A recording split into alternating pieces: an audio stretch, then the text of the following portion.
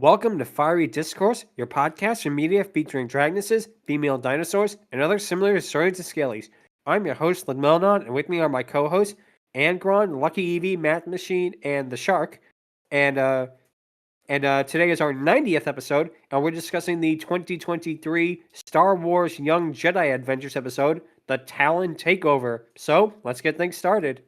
A long time ago, in a galaxy far, far away, though technically not too long ago that would necessarily be the future, there was a man who had a vision. That man would be known as George of Lucas. Great was his inspiration. Iconic was his beard. And upon this world he gifted one notable, influential gift to humanity. A cameo in The Blues Brothers, 1980. Oh wait, no, that's Spielberg. Fuck. It's okay. It's okay. Good. Thank you for that amazing intro, Angron. Basically, yeah, Star Wars, of course, needs no introduction, as I'm pretty sure everyone has at least heard of it or seen something of it at least at one point or another. And of course, after Disney bought Star Wars, they made all kinds of different spin-offs for it. This spin-off is meant for younger audiences, and it basically is the first time Star Wars ever tried something like this.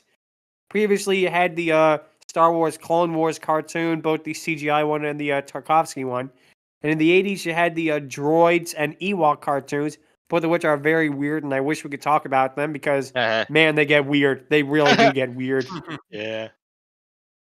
But yeah, this is actually the first time a spinoff was meant for really younger audiences, and it's interesting. Let's say it that way. Shark, Yeah. go ahead.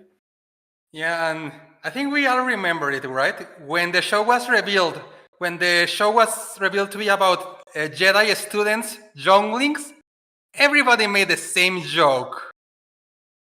Execute Order 66. Yep. It will be done, my lord. But to avoid that, basically, they set the show over 200 years before the events of Phantom Menace. So, yeah, there's not going to be any Order 66 anytime soon, thankfully.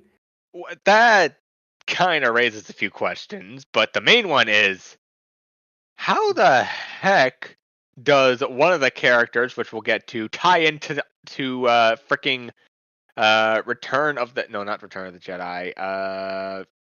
No, yeah, it is the Return of the Jedi. Well, the thing is, it's interesting. The character you're talking about, the character of Nubs, he's a small blue furry creature, but he is not an Ewok. I think they actually said he's like some other made-up species, so that's the justification they made. He looks like an Ewok, but he's not an Ewok. Oh gosh. Yep. Well, he's a pig thing, though. Which... Oh, no. You're talking about Poor, the one of the henchmen, and we'll get to him in just a second. But basically, yeah, the show involves 3 young Jedi Padawans. They perform their training to become Jedi and solve various problems. What's interesting is the only character from the original trilogy to show up, because, let's face it, he would be the only character that could show up, is Yoda. And his voice is a little bit off in a way. I know why, unfortunately, they couldn't reuse Tom Kane as Yoda, but it is kind of a weird... kind of a weird voice for Yoda. It's one that I never really got, but anyway, go ahead, Angron. 2 things with this. One, the opening with the kids and whatnot, establishing the show. Yeah, it definitely pretty much gives you what you're going to expect, and also kind of dashes your hopes at the same time.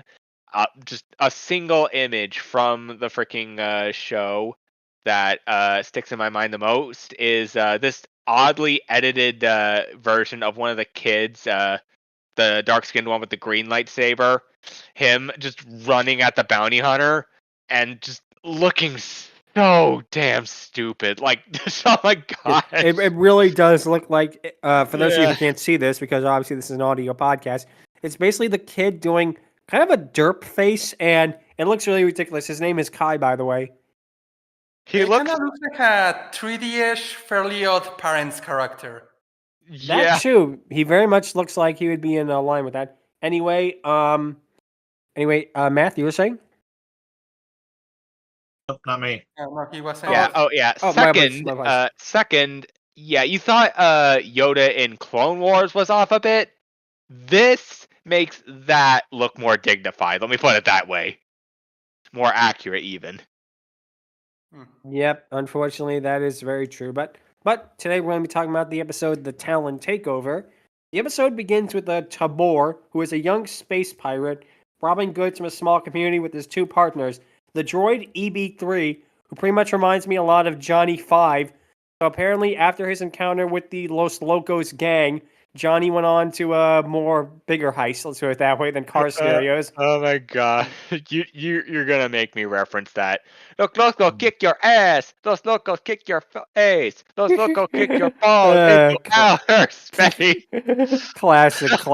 Yeah. The short circuit movies are so much fun. But anyway, and Oh my also gosh. the other one, as previously mentioned, was a Porb, who is the same species of the pig people as the guard that got eaten by the Rancor in Return of the Jedi.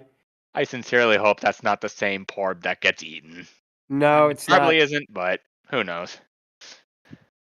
Apparently, according to this, Pord is actually a girl, which very interesting.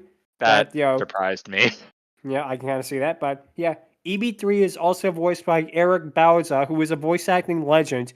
Most notably, he has done pretty much all of the Looney Tunes characters in recent years. And also Rash from Battletoads. That too. And yeah, and what's interesting here, Tabor's helmet kind of reminds me a little bit of a cross between Kylo Ren and a Cylon from Battlestar Galactica. It also reminds me a bit of Leia's helmet a little bit, except flatter and like one of those like tin can looking knight's helmets from back in the day. Go ahead, Math. Yeah, you can tell Pord, the Gamorrean character, is a girl because it does the very simple design choice of giving her slightly longer eyelashes. We're dealing with that level of creativity in the character design here. Yeah, it's so subtle. I didn't even notice it. So what does that say about it? But anyway, the two trip and scatter all their stolen cargo, which causes Taborr to lament that they can't do anything right. EB3 is upset that Taborr is only berating them and never says anything to actually help them out. Shark, you were saying? Yeah, the minions, when they trip and where their leader starts basically yelling at them, the like thing was, "Scratch! Grounder! Get out of here!" Oh, God. Snooping as usual, I see. Had to do that. Sorry. Had to make that reference. Our apologies. Nice. But anyway, suddenly a small metallic ball appears as EB3 realizes it's a smoke bomb, tossing it back to forth to pour out of fear. It explodes as a group of shadows appear. A small furry creature named Tota Joe traps in kind of a weird electronic net. And it's here where the smoke clears to reveal the Gangles. Now, just to be clear, the Gangles are not to be confused with the Bangles because they are not walking like Egyptians, nor is it a Manic Monday. Nice. Also, they aren't. They aren't co-starring in JoJo's Bizarre Adventure: Stardust Crusaders. That is also true. Had to make that joke. That's okay. But yeah, the Gangles are a trio of space pirates consisting of the aforementioned Tota Joe, Joro Gerat, who is some kind of a squid man, and they're led by Sellaccc Oryak. Now, this is the reason why we're talking about the show, because Sellaccc is a Trandoshan, forgive me for my pronunciation, which is kind of a bipedal lizard dragon-like alien from the Star Wars universe. And it's interesting because, number one, most Trandoshans have green scales, but Sellaccc has red scales for reasons that I've never explained. And number two, I actually really like her design here. It's a really, really good one. I like the razor-sharp teeth and the head horns are a nice touch, and her having like a dragon paws and hands and feet are really, really cool looking. Yeah. Also, I will say this: there have been Trandoshans that have strayed from the normal green stuff. I saw one with like yellow and whatnot. So I think, other than green, they go for more like warmer colors like red, orange, and yellow. But that's probably just me. I don't know. It's all good. But what's really interesting about Sellaccc is her voice actress, who is no other than the absolute legend of Grey Delisi Griffin, who is probably one of the most prolific voice actresses out there, and she does a fantastic job as Sellaccc. Yeah. You can really tell that she's having fun with the role in a way that the rest of the voice actors really aren't. Yeah, it's pretty interesting. Like, she is legit. Like, Great Lyle Griffin definitely makes the most of whatever situation she's given, no matter what. Yeah, exactly. But Sellaccc is basically laughing over getting their new ship, which is Taborr's ship, the Iron Talon. Taborr runs after it, freeing his companions with his electro staff, but he decides not to take EB3's offer for help. Using a grappling hook, the guy manages to get in the cargo hold. Shark? Yeah, I was gonna mention when he frees the guys from the barrier they were looking in, you can kind of see the limits they had with animation because he hits it with his stuff and it just disappears in one frame. It doesn't shatter, it doesn't start blinking, it doesn't start becoming opaque. It just is there in one frame and it's gone in the other. Yeah, that is really weird. I never noticed that before, but you're right. I feel like this show did not have the highest of budgets, which it's Star Wars and it's Disney. You think that they could throw a couple more dollars into the production, but So well, wait. Let me hear that correctly. You're saying that the thing vanished or something? The barrier where the minions are locked in, it disappears in one single frame, and there's no like in between animation of it shattering, it turning off, it becoming more invisible. It goes from being there in one frame to completely gone in the next frame. Yeah, or even flashing or fading after pressing the button. It is really weird. Yep. Yeah. But what happens is, using a grappling hook, Taborr manages to get into the cargo hold of the Talon. EB3 reaches out to him via hologram, and he tells Taborr that he cannot fight the Gangos alone. Taborr just tells the droid to be quiet as he listens to their plans of heading to an abandoned outpost to salvage droid parts. EB3 once again tries to communicate with him, but Taborr tells him he could do it himself. And it's here where we get the moment that I really knew I liked Sellaccc. She opens the door with such a smug expression, and she says, "Oh, can you really?" It really, again, it's a fun moment in a show that really does not have these kind of characters when you think about it. That is But certainly interesting. what happens is Joro uses an electromagnet to take Taborr's electro staff as Sellaccc lunges at him. She grabs the staff and easily manages to overpower him with it. Basically, Taborr is whining about how he is still the captain, but Sellaccc merely says, "I'm the captain now," and she tosses him into the brig, which is shut with a red electronic wall. What happens is, picking up the holographic communicator, EB3 tries to talk to Taborr, but Sellaccc picks it up and she tells the droid Taborr's been captured, and if they try anything, they'll be next. EB3 finally realizes that, we need help. We cut to Kublok Springs, which is where the show takes place. It's kind of like the idyllic, kind of like paradise planet that you would see in something like Phantom Menace. That, I definitely can make the connection between that. But we see our protagonists, Liz, Kai, and Nubs, as they're busy taking ship parts of their friend Nash before they see the droid asking for help. And a fun little Easter egg, at least one that actually got a good laugh out of me, EB3 asks the help of an alien that's the same species as the "It's a trap" guy.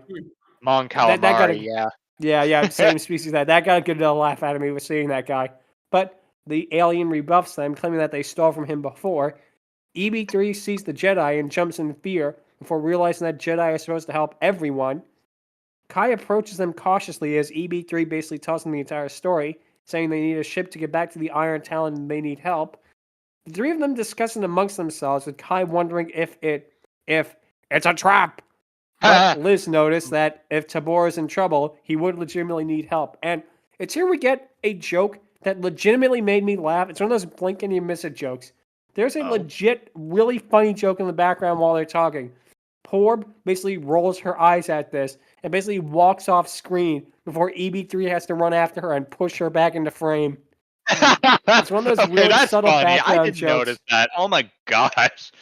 It goes to show how this show really didn't grab me all that much, though, if I'm missing stuff like that. Yeah. Math, go ahead. Yeah, I've noticed that the animators were genuinely trying with this show. They were very limited on what they could do. It's the writing staff here that is making the most milquetoast bland preschool show you can imagine. Exactly. Yeah, you really hit the nail on the head there with the problem with the show in general. But what happens that Kai tells them that they will help, but there'll be no double crossing or other basic piracy acts while they work together. EB3 and Poor basically thank them profusely as EB tells them where they are going, and Kai has Nash repair her ship. We then come back to the Iron Talon as Taborr uses his Flash Gordon ray gun to try and fire on the wall in order to get out. Sellaccc basically approaches him and watches in amusement as Taborr asks who they are. Sellaccc again gets a really another great moment as she explains that they're the Gangles and that basically they're tired of being stuck on their planet and they want to use the ship to be the greatest space pirates in the sector. Taborr declares that he is the greatest pirate in the sector as Sellaccc merely laughs him off and leaves in a kind of a really fun character moment. Just the way she just brushes him off like, yeah, okay, kid. But we know that neither the Gangles nor Taborr are the greatest space pirates. That Honestly, would go to Ridley. yeah, absolutely. Also, another thing. If this were Luffy or the Straw Hats, they absolutely would wreck shop with them. Also, as a little bit of a nod, oh no, it's him again. Oh, nice.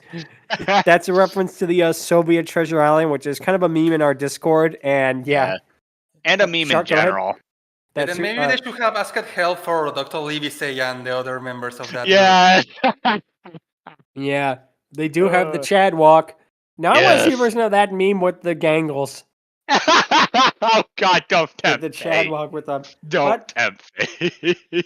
But anyway, getting back to the actual show, we cut to Nash's ship, the Firehawk, as she mentions that the Gangles are most likely going to the abandoned outpost, something that we already knew, but again, this is for a preschool audience, so probably had to hammer it in, or at least they thought they had to hammer it in. But then she asks why EB3 and Porb are there, and Kai basically tells them what happened, as Nash laughs hysterically at this, annoying both EB3 and Porb. Kai then needs ideas on how they can get the Gangles away from the ship, with Liz suggesting luring the pirates away. EB3 then adds that they could sneak about and rescue Taborr before lamenting that is a terrible idea, which I just had to do this as sneaking aboard the ship? Oh no, that's a terrible idea. And how can you not make money with such a brilliant idea? Nice. Remind me what that was from? Pretty Patties. It's the okay. fish head newscaster. But anyway, basically what happens is both Nubs and Kai think that is a fantastic idea, as EB3 is shocked. He basically says that Taborr comes up with all the ideas and Taborr never listens to them. Nash says that she and her droid will stay on the ship, and her droid, the best way to describe this guy, he's basically BB-8 if you cut him in half. Yeah, pretty much. Also with describing. legs. That too. But yep, we cut to the planet's surface, which again looks more like something out of Flash Gordon than Star Wars, as the group basically view the ship and decide to put their plans into motion. EB and Pord hide amongst the wreckage while both Joro and Toda wonder why the outpost is abandoned. The Jedi show up and confront the pirates, saying that the ship doesn't belong to them. The trio then uses the Force, which is actually... I was kind of surprised they actually did bring up the Force and lightsabers in that, because I was not expecting them to actually use that in the show, to be honest. So that did kind of get a surprise out of me. But what they use the Force for is just pull the abandoned droid parts away from the pair, cause them to chase after all three of the younglings. Shark, go ahead. Yeah, they don't only use the swords and the force, but I don't remember if it is in this episode, but I've seen clips where they actually use guns as well, so that is surprising. Wow. For a preschool show? Wow. Yeah, they use blasters in this, so they knew what they were doing, clearly. Yep. But EB3 and Poor basically sneak aboard the ship, meeting with Taborr and the brig. He asks how the pair got there, as EB says that they used the Jedi for help. Taborr is outraged at this. Basically, he rants about how they ruin everything and how he is the one who makes all the plans. He is the one who knocks. I'm the video game boy. I'm the one who wins. Nice. But in another little character moment, Sellaccc basically is overhearing them in the cockpit because she hears basically Taborr ranting and raving about it. And again, a kind of a funny moment that actually got a chuckle out of me. I was not expecting them to actually do something like that. But what happens is EB says that Kai and the others listen and allow each other to come up with plans, but Taborr just berates them. But then we get Sellacc's appearance, and This is probably the most badass moment of the show because he just leaps at them with the electro staff, basically demanding them to get off her ship. It's here again another weird little continuity error.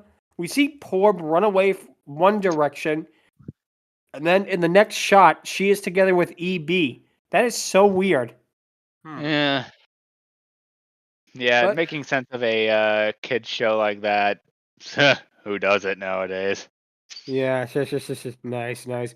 But what happens next is EB and Porb do not know what to do as they're hiding in the cargo hold. EB then decides that they could use the Jedi to help them come up with a plan to get away. We then cut to Lin and Nubs managing to distract the other two Gangles while Kai gets communication from EB. EB says that they need a plan, but Kai encourages them to come up with the plan on their own as he dodges the attacks from the Gangles. They should try Charles' greatest plan. Oh God! This is the greatest plan, and then he crashes the helicopter from the ship. Yeah. Classic. But what happens is Taborr proves himself to be a really good leader because he says that EB and Porb should just give up, with Sellaccc continuing to basically toy with them as she looks for them. And again, her smug nature really is a highlight of the show. And honestly, I feel like she as a character is too good for this. She should be on something like Clone Wars, maybe Bad Batch, something where she could actually be a character, like a fully fleshed out, character, because she is miles above and beyond every other character on the show. I'm not just saying that because we're Dragoness fans. I'm saying that because she really is the best character on the show. I'll bet. Yeah, absolutely. We need more of her. Yep. Better than the Jedi and the droids combined. Okay. If Nice. you're talking about this show, then yes. If you're talking about other media, don't you dare diss my It was a boy reference to the Robo's Obi-Wan. Modern Life episode. Yeah, it's Good. a wacky Good. deli. Yep. But basically, she spots movement coming from underneath the tarp, and she lunges at it, only to find a gonk droid and a mouse droid drives by, which is like, hey, look, kids, fan service. Yeah. We got the gonk droid, I saw it and I clapped.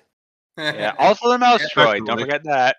That's true. But it really feels like they're there just for the sake of Star Wars nerds, Like there's no reason for like the gonk droid or the mouse droid to be on this ship, For the most part, I think they're probably there to be like sold or like used for like technology or whatever. But otherwise, I somewhat agree. Yep, I can definitely kind of see that. But what happens is Porb closes the hatch while EB traps underneath a giant container, happy that they succeeded. Now, this is a moment that actually it didn't really surprise me, but it's something that I was like, okay, someone was using their brain on the writing staff. It's a nice fake out because you think that she's trapped underneath the container and that's going to be it and the episode's over. Wrong. She kicks her way out of the container and basically is fuming and threatens them. Dang. Yep. And like I say, I was not expecting oh, we caught her. Now we can all be best friends. Yay. But it's like, no. We did it. Lo hicimos. Nice. Matthew, you were saying? It's moments like this that the way that I've described this character is effectively they made Looney Tunes babies and put a Scooby-Doo villain in it for some weird reason. That's It's a good way to actually- put it. I didn't think of that. It's weird, but it works. Oh, Wasn't there definitely. a commercial or short where Darth Vader babysat the Muppet babies? Yeah, there was an episode. There was an episode with that because Henson and Lucas were best friends. So they actually allowed him to use, and believe it or not, Frank Welker voiced Darth Vader in that episode. A little bit of a fun fact there. Yep, they actually got Frank Welker, and he basically uses his Dr. Claw voice. Oh gosh. Yeah, as Darth Vader. It's just something really fascinating. But anyway, getting back to this. Taborr basically calls them his friends, as EB and Porb are legitimately touched by this. But Sellaccc taunts Taborr and approaches him menacingly. And it's here where I got to comment two things. Number one, she thick. And number two, basically what saves the day is the mouse droid. Because it randomly just goes in front of her and she trips on it, landing on top of all the cargo. So So basically, to sum that up, the main characters didn't do anything to save the day. It was just the random mouse droid going in front of her at that moment that saved the day. For the most part, yeah. Yep. But basically, EB frees Taborr from the brig as the droid tells him that now they outnumber her. And the trio attack her, with Porb actually going so far as jumping on her back and causing her to drop the electro staff. Taborr attacks at her with the staff, causing her to back up against the hatch door, but EB opens it, causing her to fall out and land in the sand. Taborr tells him to stay off their ship, probably Air Force One style. Get off my spaceship. Yeah. Get away Harrison from Ford, her, come to think you of it. bit. Wait, we can't say that. It's a good show. Right. But she's not fazed by this, calling her companions. But they run up, completely exhausted from their fight with the Jedi. And it's here we get to see the Jedi activate their lightsabers for the first and only time in the episode. So they didn't even really need them for the most part. Sellaccc basically says that they'll get out of there before claiming that they'll be back and Taborr will not be a problem to her anymore. And it's here where basically the episode goes in a really weird direction because Kai says that Taborr is lucky to have friends like his companions. Taborr thanks EB3 and Porb. Then he turns to the Jedi and begrudgingly thanks them before saying that this changes nothing between them. And here's what really breaks my noodle in a way. The episode ends with Liz being glad Taborr is finally being friends with his companions as the Iron Talon takes off. But yet they completely dart around the fact Taborr is a space pirate. He is a villain. And they just let the villain get away with it. Okay. I I mean, know, to I know, be it's fair, like they let Hondo get away many times. True. But it's like, it's one of those things that when you really think about it, it's like, oh, we saved the space pirates from the other space pirates. Job well done. I mean, to We be did it, fair, Patrick. We saved the galaxy. Nice. also, I will say this. The Jedi, while being peacekeepers, aren't exactly before like the Clone Wars and everything, they weren't exactly the kind to really interfere all that much in Republic affairs. You know what I mean? I know that. Yeah, I get where you're coming from. But basically, Star Wars Young Jedi Adventures is still in the air as of this recording. And one thing that's interesting to note is apparently the show listened to our thoughts about Sellaccc being the best character. She has appeared way more often in it, including in the Life Day episode. Because, of course, this show would have a Life Day episode. Unfortunately, we do not get to see juggling clowns nor the pleasure machine. Ugh. Thankfully. Or the Mandalorian shooting a guy who dared to mention it in his presence. That too. But yeah, I personally think this show it's harmless enough. If you have a really, really young kid and you want to show them something of Star Wars and you can't get like the droid show or the Ewok show, Or the this Clone would Wars. probably be or the Clone Wars. I think the Clone Wars would be a little extreme for like a 4-year-old, let's be Yeah, real. exactly. But yeah, I feel like in a way it's harmless enough. Is it better than the sequel trilogy? It very well might be. Let's just put it that way. Oh, heck yes. For the most But- part. Had to make that joke. Sorry about that. But yeah, basically, I feel like again this show it has potential, but it's like it's being held back by the writing, like Math said. Absolutely. It's Yeah, definitely something that. not many people will say that this show is their favorite Star Wars moment. Oh, exactly. Which leads into the question of the week, which is, what is your favorite Star Wars moment / Star Wars memories? And I'm gonna go first, and I think it was when I first saw A New Hope when I was like 11 years old. I mostly had watched like Disney movies and animated stuff then, so I don't say they weren't good, but like A New Hope was just mind blowing. Even after all the years of like, oh, I am your father, and all the references and that, it still was so amazing to see.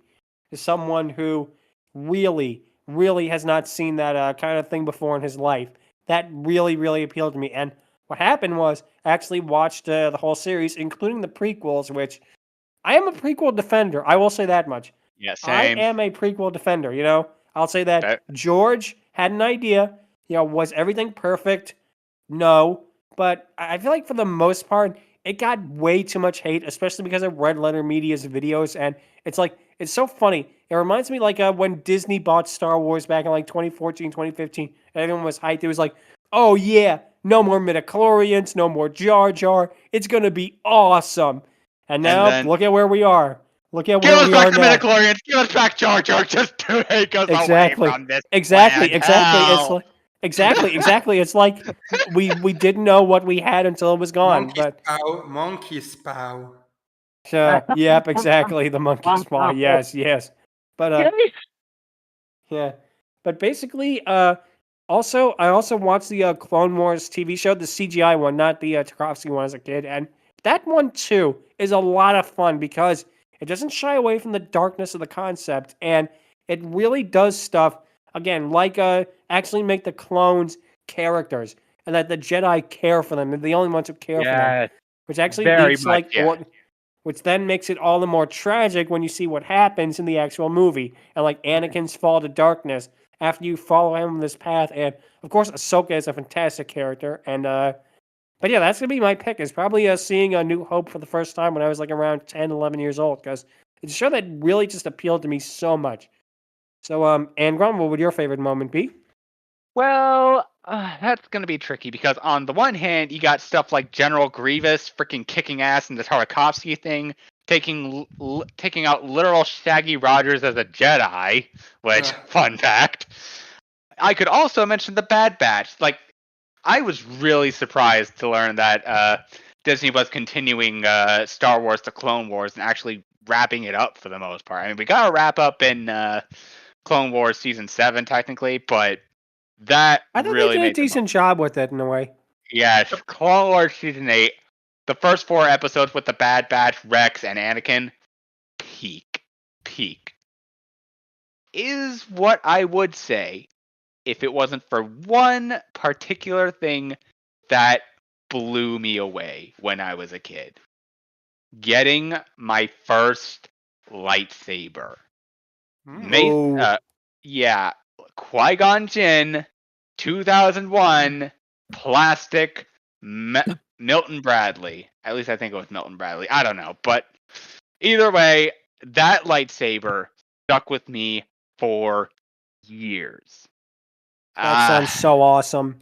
Yes, I think I might be one of the few people on this podcast, knock on wood, to have ever owned a lightsaber at one point. And not gonna lie, I was pretty badass with it. I have a thing for swords, and out of all the swords out there, the lightsaber is easily one of the best. It's a freaking laser sword. How can it not be? Nice. Yeah, so I'm going with that, hands down. Anyways. Yeah, that is a great thing right there. And Disney now has the make your own lightsabers, the theme parks, but they are ungodly expensive. And as Jenny Nicholson pointed out, the Star Wars Hotel is a colossal failure too. So that's even one thing against it. But regardless, I definitely can see why. Because as a kid, I think every kid has at least taken a flashlight and pretended it was a lightsaber at one time. I know I definitely did. Fun fact, there was technically a lightsaber that was basically just a flashlight that Star Wars made at one point. I did not know that. Wow.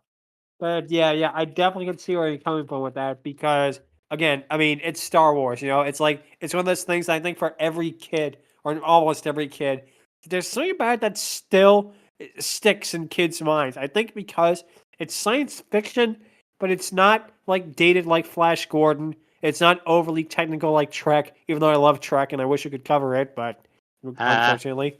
But yeah, it's one of those science fiction franchises that I think it's just universal, or at least it was at a time, you know?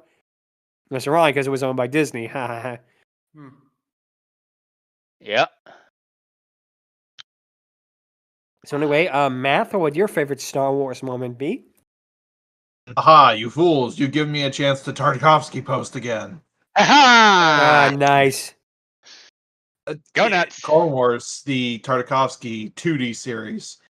It was one of the best looking things that has ever come from Star Wars. The action damn right. was phenomenal. The characters were great. Tartakovsky, in his 5-minute micro series, introduced characters that we still talk about today. Yes. Well, yep, Like- they are iconic. Yeah, this was the series that introduced Asajj Ventress, as Mhm. well as General Grievous. But yeah, those two characters helped define the Clone Wars to a grand degree.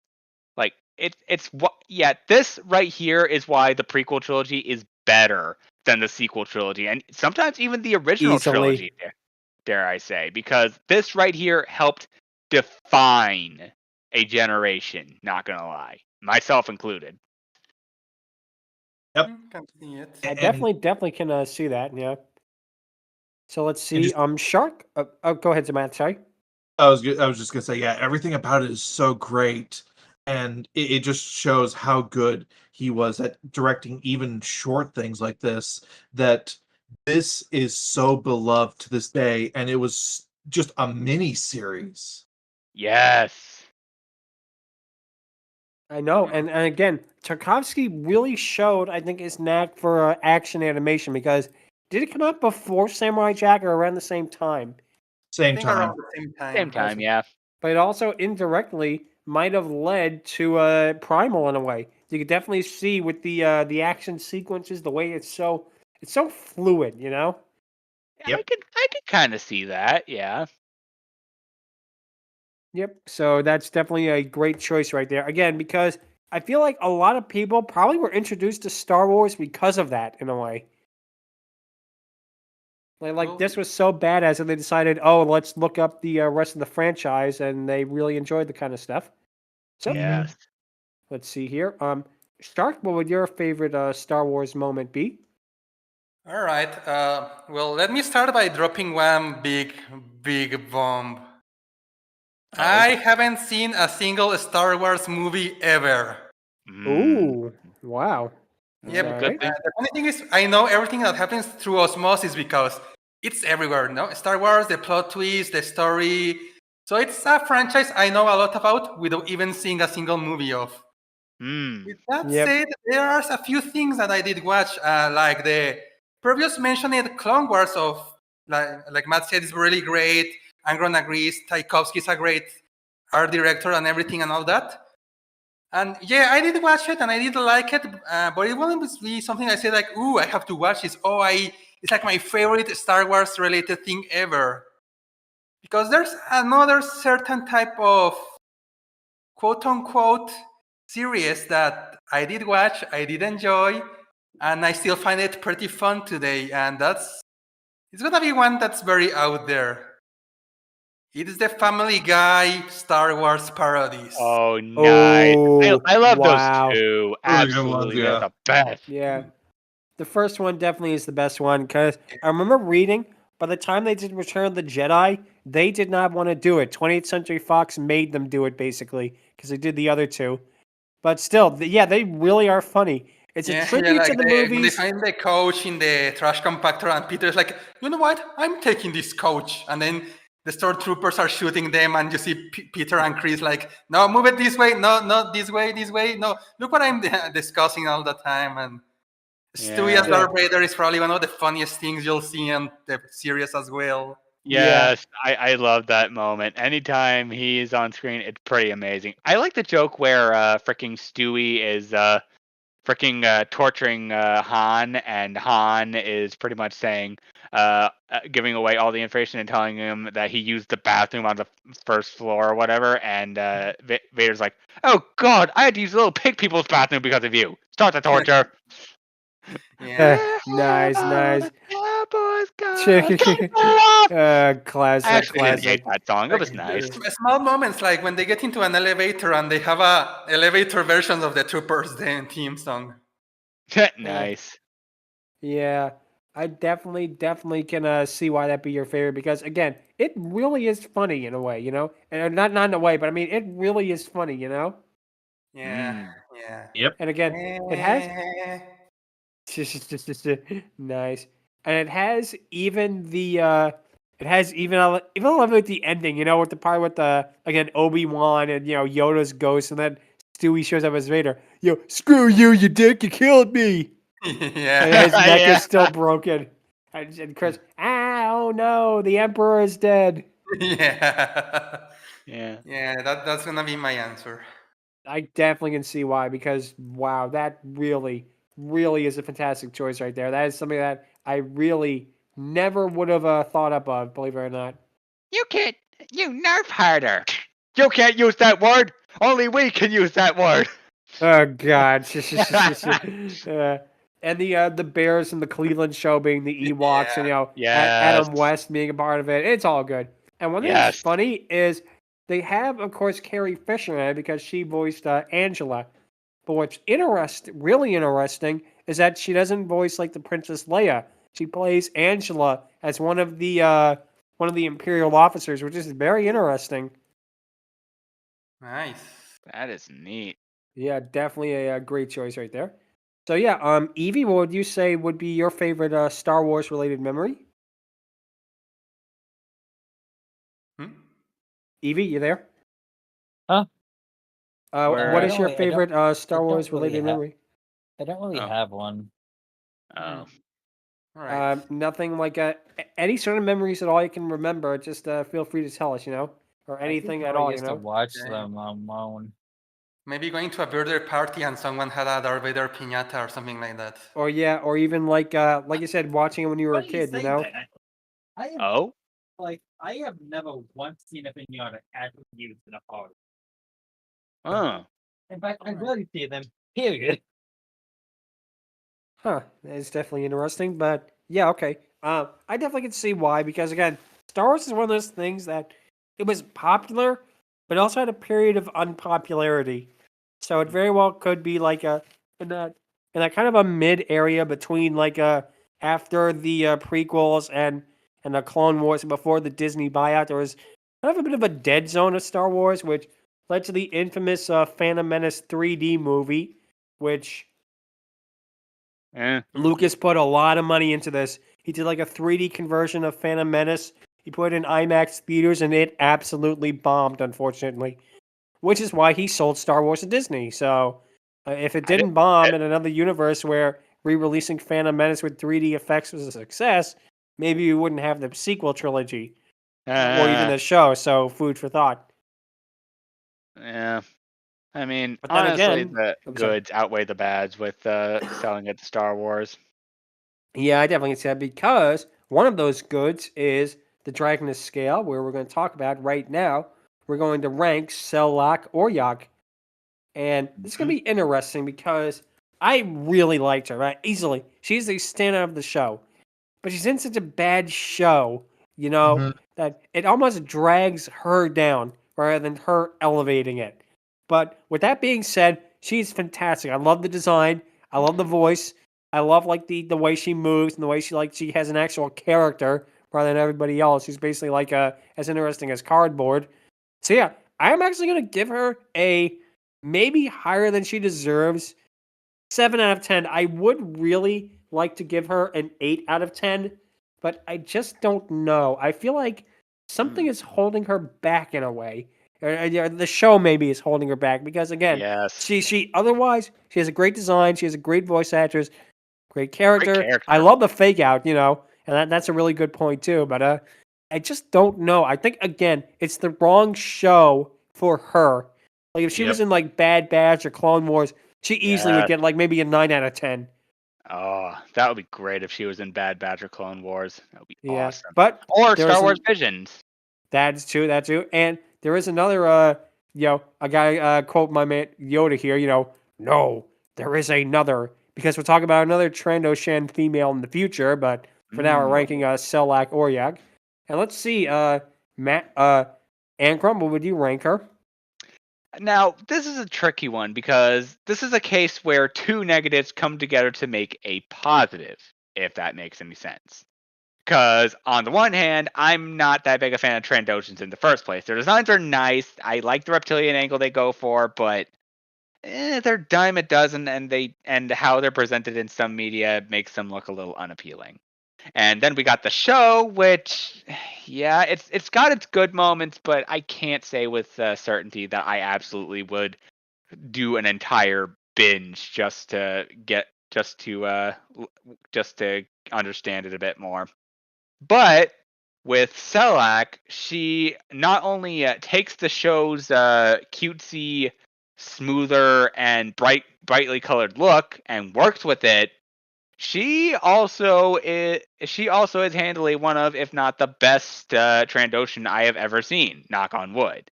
Really? So Wow. it is for that reason that I absolutely am going to give her an 8 out of 10.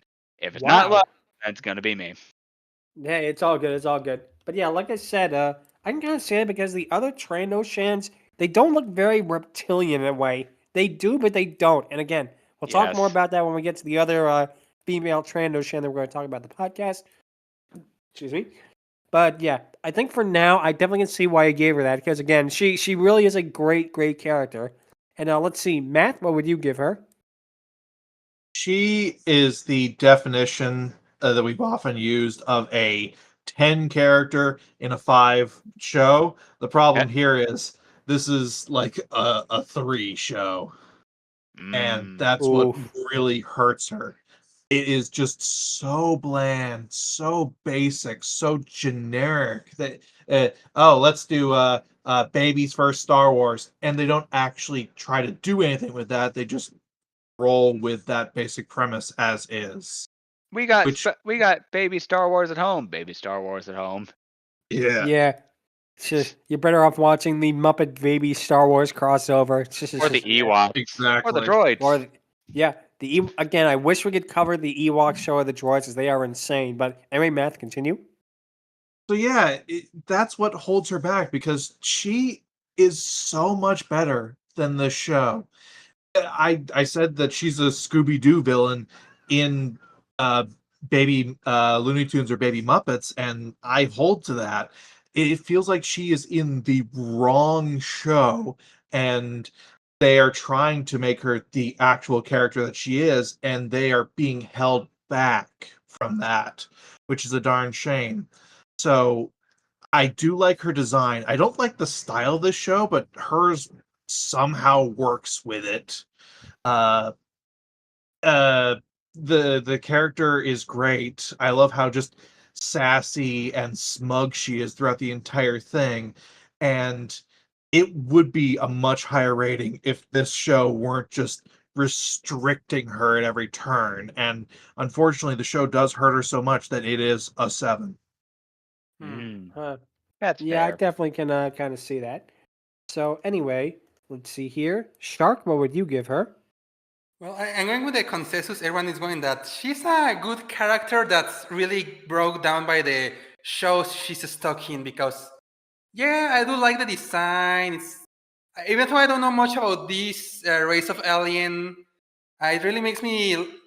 For her alone, I will almost say like, oh, this is one of the greatest looking aliens in the franchise. But we'll have to see more of what the Star Wars universe has. And yeah, she has her moments of badassery like that, fake out of her being defeated. But at the same time, well, she's also affected because she's an archetype. She's the leader of a thief gang, evil gang, Pirate and gang.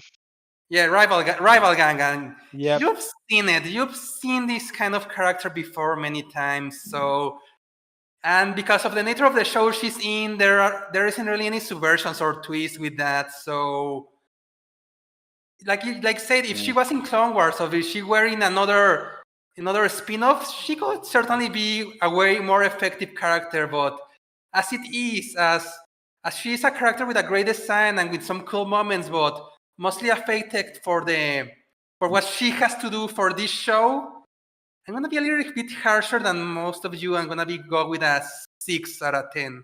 Ooh, okay. I Okay. definitely can see that. Lucky Eevee, what would you rank her? I guess 5. She does look like a Jurassic Park mask. Huh. I can kind of see that actually. Yeah. And hold on, people. We have a bit of a surprise right now because Striker just wrote to me both of his favorite Star Wars memory and his ranking for Sellaccc. So let me read that off right now. Okay. He says that his favorite Star Wars memory was the first time he ever watched the franchise. His mom spoke highly of the movies, and the day he watched A New Hope was game-changing for him, changing his mind about classic movies forever. So Yeah, that's neat. Like I say, we both have kind of the same shared experience in that, which I imagine a lot of other people do too. Because again, A New Hope really, I feel like as good as Empire is, A New Hope might be the perfect Star Wars movie. Like if they never made another Star Wars after A New Hope, it still would go down as a classic. You know. Yep. Yeah, But- very much so. But for his ranking, Stryker has decided to give Sellaccc a 6 out of 10. He says that, Oh. and I'm reading this verbatim, she was an okay villain, but I have liked to see more of her to get a better idea of what she's like, which, I definitely can see that too. Yeah, I agree. Mm-hmm. Uh-oh. Did you mute yourself? Sorry. What I was going to say is that's why in the latest season of Young Jedi Adventures, I think that that's why they made Sellaccc the main villain. Because what Oh. happens is she basically takes over with the rest of the other two Gangals, basically the sector of the pirates. She becomes like the overall pirate leader in that. And there's another episode Pirate with her trying to Queen. Yep. And again, she really is a fun character, and I definitely can see why they would make more of her. But judging her just from this episode, I definitely can see why you would give her a 6 out of 10. Because she's really good, but if only the show was better. I agree. Yep. Up. Whoop. And that is going to be it for this week's episode. Basically, if you have any questions or if you want to send us your ideas about how they could use Sellaccc in the next Star Wars trilogy, you can email us at fierydiscourse@outlook.com. Visit us on Twitter at twitter.com/fierydiscourse.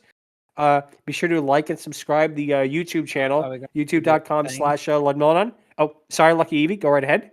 And be sure to like and subscribe to the playlist. The thing I posted I'm sorry? the link in the chat. Oh, yes. I'm Lucky Eevee is looking for donations to help him move from his current situation to the United Kingdom, for him to live in a group home. We will have the link in the description. And if anybody needs any more assistance with it, any assistance for him, we will appreciate that immensely. Yep. Next week, we'll be discussing the 2014 Ultimate Spider-Man episode, Halloween Night at the Museum, for our Halloween special of this year. This is going to be a lot of fun because, number one, it's Spider-Man, and number two, it has one of the more unique takes on a Dragoness that I have seen. And I just want to leave it at that because it is a pretty big surprise as to what character becomes a Dragoness, because it is pretty fun. I will say this, it is probably the first time we're going to be talking about Morgana Le Fay, where she does not transform into a Dragoness. I just want to get that out there. But that's going to be it for this week. Thank you all so much for watching. And until next time, take care. Laters. We will strike the heart first. The heart, Osborne. The heart. Had to do that, sorry. But Yep. thank you guys so much for watching, and see you next week. Nope. Yep. Later. Adios.